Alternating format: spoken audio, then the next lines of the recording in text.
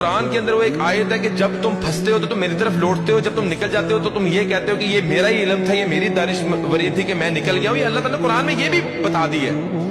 تو دعائیں بھی ایسی دل سے نکلتی تھیں کہ وہ آج بھی مجھے اپنے الفاظوں پہ بھی جو ہے حیرانگی ہوتی ہے. میں تو اللہ کے ہاتھ پھیلاتا تھا. اللہ تعالیٰ تو یوسف علیہ السلام کو کنویں سے نکال کے بادشاہ بنانے پہ قادر ہے. یا اللہ تو یونس علیہ السلام کو مچھلی کے پیٹ سے باہر نکالنے پہ قادر ہے. یا اللہ تو محمد صلی اللہ علیہ وسلم کو غار سے نکالنے پہ قادر ہے. یا اللہ تو موسیٰ علیہ السلام کو فرعون کے اوپر غالب کرنے پہ قادر ہے. یا اللہ تو ابراہیم علیہ السلام کو آگ سے نکالنے پر قادر ہے. یا اللہ میرا مسئلہ تیرے آگے کیا ہے؟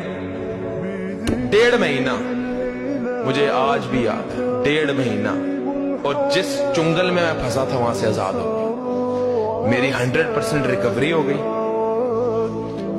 میں بالکل ایزی ہو گیا.